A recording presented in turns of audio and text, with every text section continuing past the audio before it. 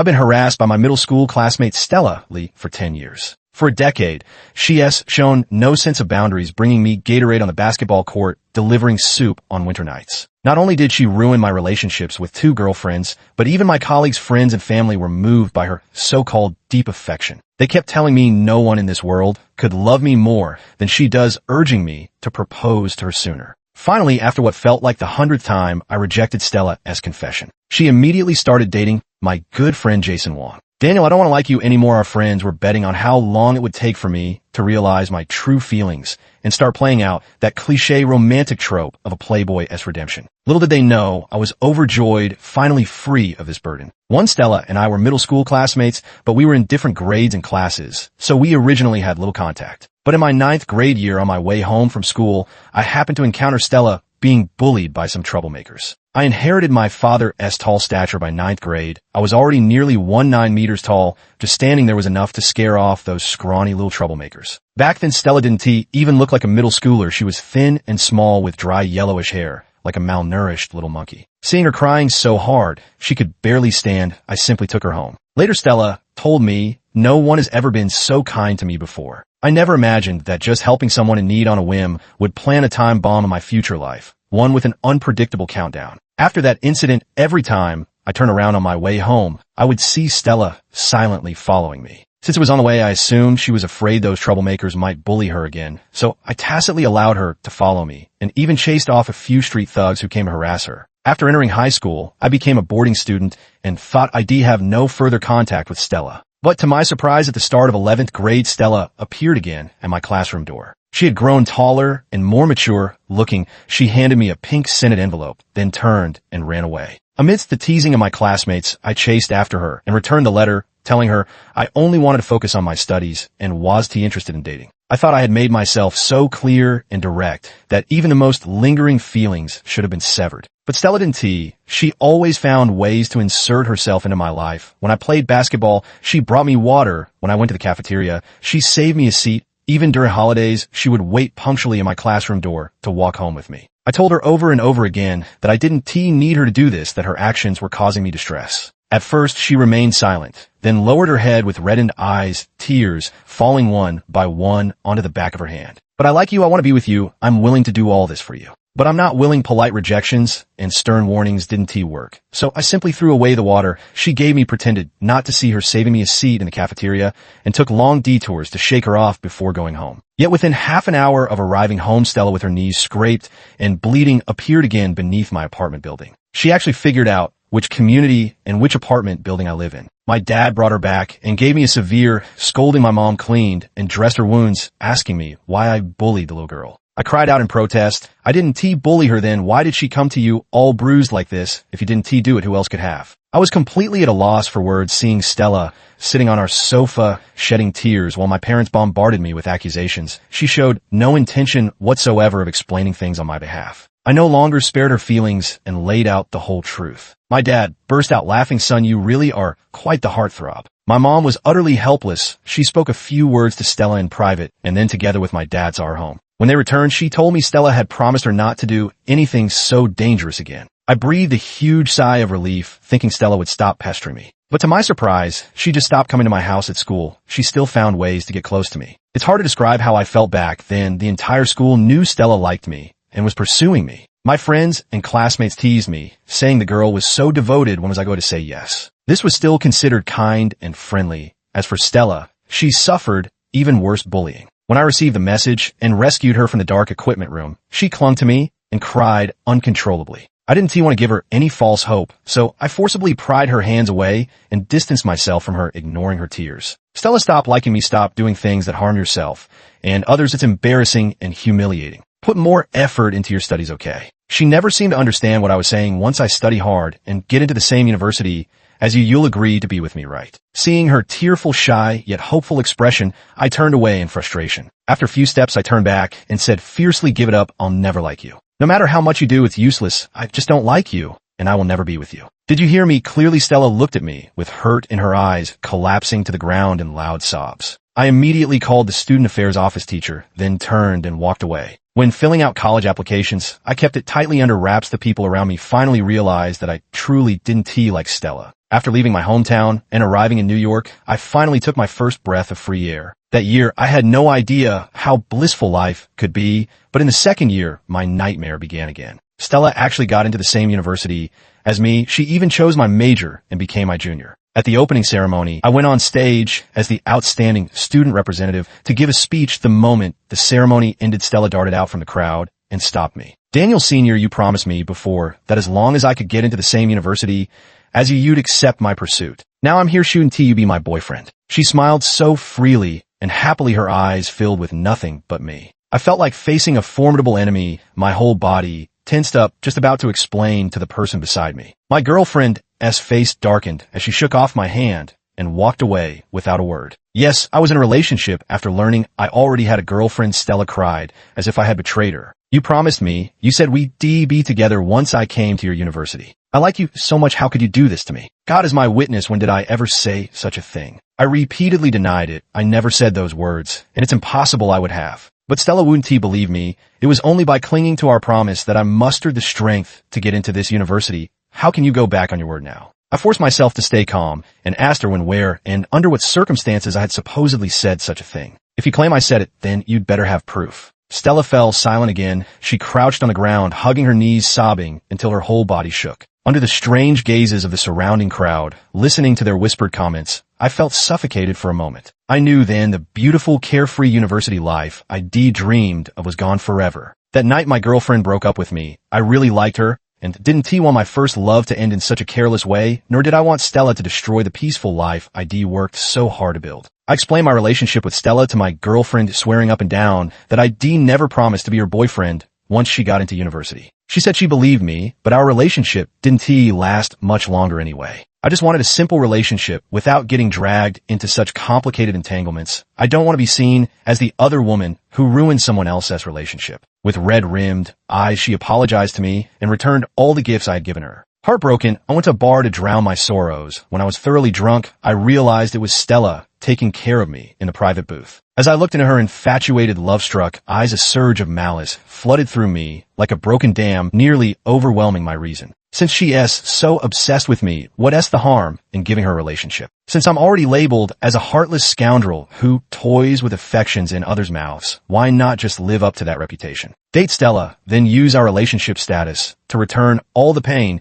she has inflicted on me over the years. Maybe once her heart is thoroughly broken, she'll finally stop pestering me. But I quickly dismissed this thought. I still don't understand where Stella's obsession with me even comes from. If it was because of that one heroic rescue during middle school, then after all those times I treated her so coldly to shake her off, she should have seen the truth and given up by now. All I know is that Stella is an extremely stubborn person. Even if I rejected her 100 or 1,000 times, she would still immerse herself in her own world, unilaterally dedicating herself to me. If she persists so relentlessly despite my terrible attitude, wouldn't having a boyfriend-girlfriend relationship just make it easier for her to push her luck? The thought of spending the rest of my life with someone I deeply despise makes me feel like my future is shrouded in darkness. After sobering up, I had a serious talk with Stella. I told her I didn't like her and never would, and asked her to stop disturbing my life. I've said these words countless times before, but Stella's reaction remained unchanged from the past. She sat silently in place, her large round eyes filled with profound sorrow and resentment as she stared at me, tears falling one by one. "Why can't you just like me? After all my efforts, all these years I've done so much for you, why can't you just like me a little? Even just a little would be enough." She wept so pitifully. Yet all I felt was a fire raging inside me, wanting to tear apart this pitiful display of hers. There's no why to it. Liking someone just is, and not liking someone just isn't. Feelings are something that simply can't be obtained through effort alone. But Stella didn't understand. She seemed born with boundless energy when it came to pursuing me. No matter how many times I rejected her after her initial heartbreak and disappointment, she always coaxed herself into throwing herself at me again and again. I stopped trying to reason with her, treating her as if she were invisible. The rumors about me being a scumbag at school gradually dissipated after my ex-girlfriend's explanation.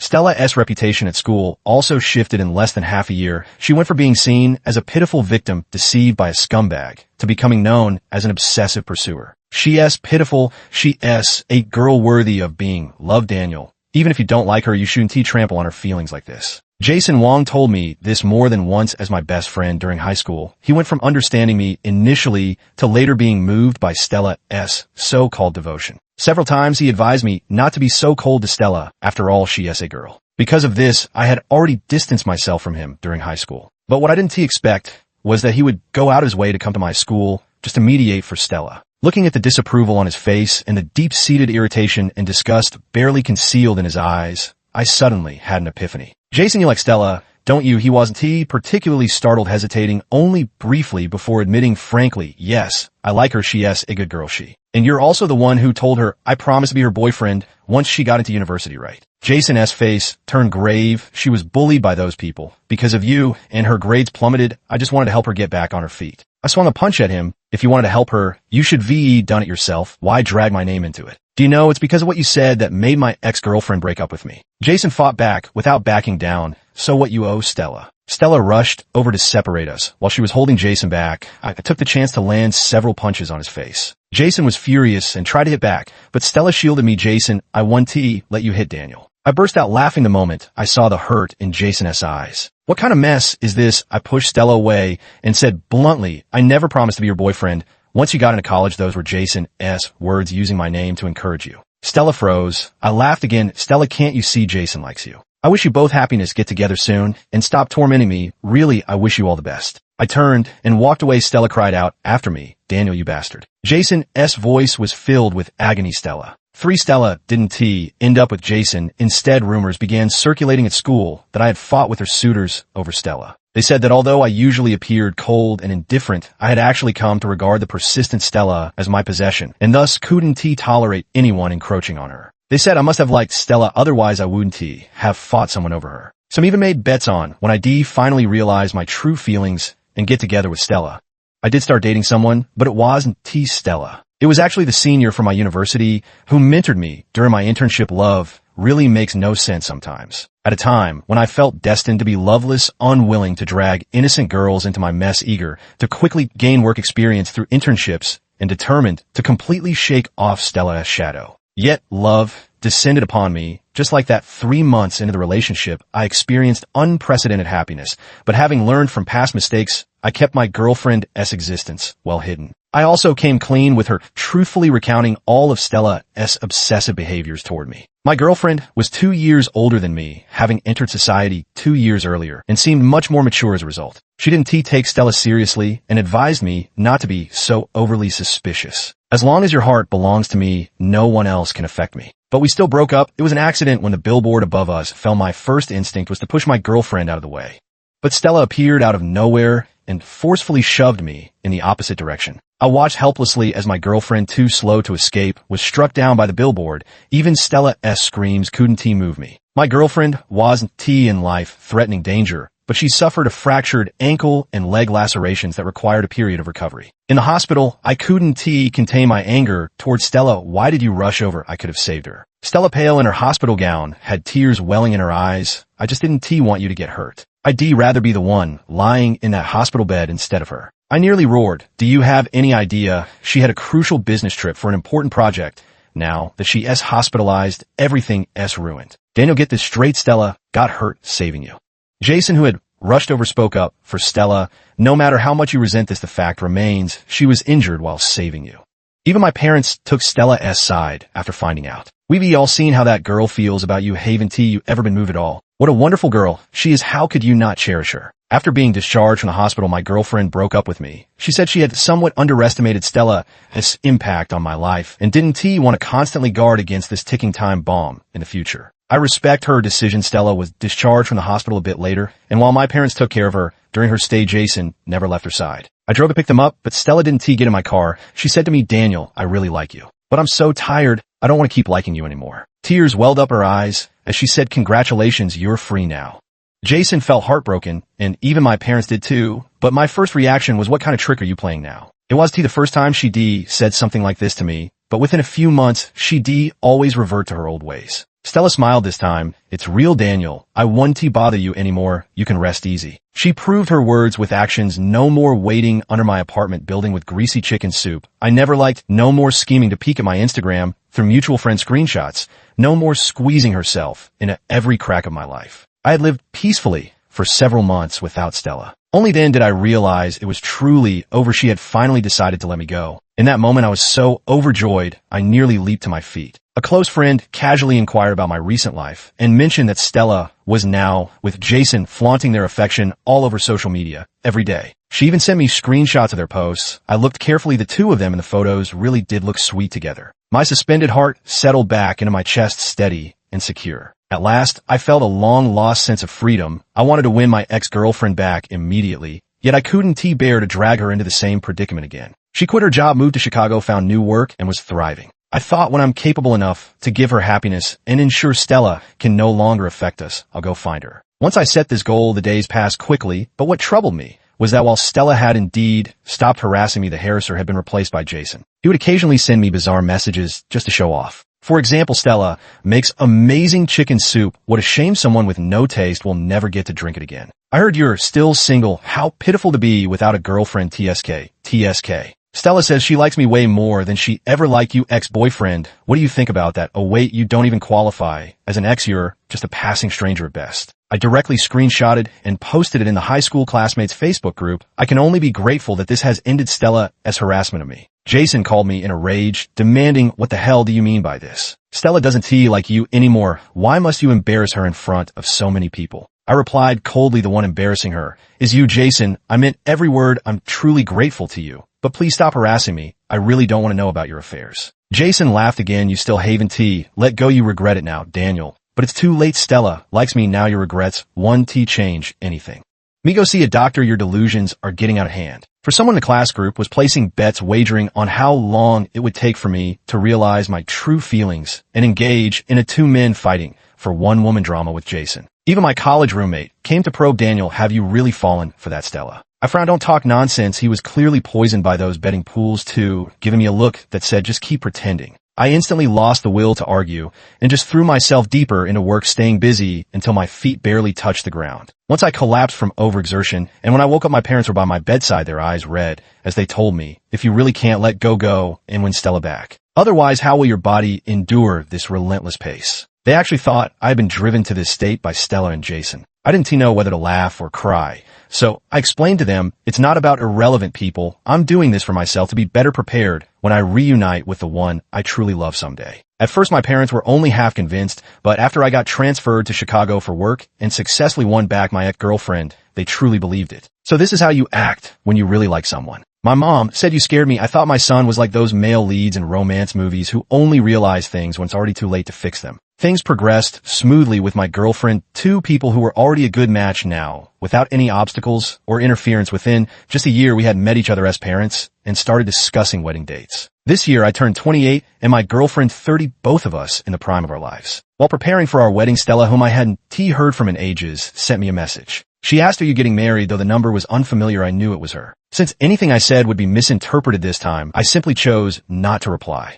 I didn't even block the number, pretending I hadn't noticed or seen it. Still marrying Rachel, wishing you a lifetime of happiness together and many children. These two sentences immediately put me on high alert. I shook my sleeping fiancé awake to show her, and she yawned, saying, maybe they genuinely mean well. I think she has truly moved on, she murmured sleepily, snuggling into my arms. Go to sleep. Now, I have a makeup trial scheduled with the artist tomorrow. She still underestimated Stella's madness. No, I should say, even I underestimated Stella's persistence. When she appeared downstairs at my place, my nerves were on edge. Just passing by, she smiled at me, wishing you a happy marriage. I didn't believe she came just to say those wedding wishes. The way she looked at me was no different from years ago. Her smile couldn't conceal the resentment and grievance in her eyes. I nodded coldly in thanks, quickened my pace into the neighborhood, and when I looked back through the window while going upstairs, I saw her still standing at the entrance, gazing longingly. The phone rang, and as soon as I answered, Jason started yelling at me. You're getting married, Daniel. Need I remind you, you're about to become someone else's husband. Back then, Stella was so good to you, but you rejected her time. And again, you led her on, and then abandoned her. You left her heartbroken. It was all you. You were the one who pushed her into my arms. So what are you doing now? Are you worthy of your soon-to-be wife? I was utterly sick of Jason's constant insinuation that I had wronged Stella, so I retorted sharply. Of course I know I'm getting married. My fiancé and I are very happy, and I don't want anyone ruining our wedding. So Jason, get over here and take Stella away. Jason froze, about to speak again, but I continued, keep an eye on your girlfriend and don't let her bother me anymore. I appreciate it. Jason arrived quickly and had a loud argument with Stella at the entrance of my residential complex. When my parents returned, they witnessed it too and finally grew weary of the situation. How can Stella be so unreasonable? You're about to get married. Why must she keep harassing you? And to think I was considering sending her an invitation, well now, there's no need. I also felt relieved, thank goodness I didn't send it. Then I contacted the security team for the wedding day again, showing them Stella's photo to ensure she absolutely wouldn't sneak in and ruin my wedding. Everything was ready, and soon the wedding day arrived. Stella had been quiet for over half a month, so I inevitably let my guard down. Unexpectedly, just as the bridal procession set out, Jason intercepted and stopped it. The phone rang, and I picked it up yelling at him, "Jason, are you out of your mind?" Jason sounded exhausted. "I lost. Be good to Stella." "Are you fucking insane? I'm getting married today. I have a Wi-Fi." The call ended and Stella, dressed in a white wedding gown, had already reached my car. "Daniel, I figured it out. I don't need you to perform some cliche redemption arc. I just want you to recognize your true feelings and confirm that you actually like me. Look, I even changed into a wedding dress to intercept you. Let us switch brides. How about we get married instead?" It's hard to describe what I'm feeling right now. I think Stella is completely insane. If time could rewind, I would never have taken that path 14 years ago. I don't want any more entanglements with Stella. A momentary act of kindness didn't bring the gratitude it deserved. Instead, it set up so many obstacles in my life. I got out of the car and strode toward Stella. Then as her eyes lit up with delight, I grabbed her arm and flung her forcefully to the side of the road. "Stella, haven't you caused enough trouble? I snapped. Today is my wedding with Rachel. I love her, and she loves me. She's the one I want to spend the rest of my life with. We've been out of touch for ages, aren't you and Jason in a relationship? What madness are you up to now?" Stella fell into the roadside flower bed, looking at me with confusion and hurt. Daniel, Jason hurriedly got out of the car, raising his fist to hit me, only to be stopped by the security guards I'd called. "Daniel, do you even have a heart? Stella has already let go of all the harm you caused her in the past. You clearly like her, so why?" Enough. I laughed in anger and asked Jason, "Who told you I like her? Did I ever say it myself? Have you ever seen someone express their love by insulting, chasing away, and rejecting the person they like? Do you think this is some romantic comedy?" Jason froze. "And you, Stella?" I turned my gaze to Stella in the flower bed, who seemed to believe she was the heroine in a romantic comedy destined to win the male lead's heart. "I've lost count of how many times I've rejected you and how many times I've said these words, Stella. Let me tell you once more. I don't like you. I hate you. I find it disgusting how you're always clinging to me. Do you understand?" Stella refused to believe it, large teardrops falling from her eyes as she sobbed, No, that's not true. It shouldn't be like this. When you made me bear the reputation of a scumbag, when you destroyed my relationship with my first love, I really wanted to beat you to death. I don't know what I did wrong to deserve this from you. You've made my life miserable. If I had a choice, I would never have saved you from those thugs back then." Stella was stunned by these words, her face instantly turning pale. "I don't understand. Have you read too many romance novels? Or do you simply take advantage of my good temper, believing that unrequited love will eventually bear fruit, that given enough time, I'd be moved by your persistence? But let me tell you now, Stella, not liking someone means not liking them. Continuing to pester will only breed disgust and hatred. Just like right now, you brought Jason to ruin my wedding, and I feel like killing you for it." Stella burst into tears. "No, Daniel, don't talk to me like that. You clearly like me. You were clearly moved by me. How could you possibly hate me? If you didn't like me, why would you collapse from exhaustion at work after I got together with Jason? Wasn't that just to distract yourself? If you didn't like me, why would you suddenly announce your engagement after Jason proposed to me? You clearly like me. You're just being stubborn with me. I've come all the way here. I've let go of the past. Why won't you still tell me the truth? The truth is I detest you to death. I wish you'd vanish from my sight this instant." It was getting late, so I stopped wasting words on this crazy couple and got straight into the car. The wedding car soon drove off, and through the rearview mirror, I saw Jason rushing to embrace Stella. I've really seen it all now. The best man was my college roommate, who kept exclaiming in shock, "Is there something wrong with Stella's brain? Otherwise, how could she still not understand after you've made things so crystal clear? And you don't think she might actually have some mental issues, do you?" I quickly composed myself. "Sick or not, it's got nothing to do with me anymore. The wedding was the most important thing. Fortunately, we didn't miss the auspicious time, and the ceremony went smoothly. That night, I finally told my wife about what had happened during the day. "I think your friend is right," she said, tapping her temple with a serious expression. "Stella might really have some mental issues. Otherwise, I can't understand why that girl would be so stubborn." I felt a pang of guilt. "I'm sorry. I still ended up affecting your mood." She kissed me and smiled tenderly. "What's there to be sorry about? It didn't escalate to our doorstep. Anyway, you handled it all, didn't you?" I caught her hand as it slipped beneath my shirt, speaking with utmost seriousness. "We can't wait any longer." She looked up.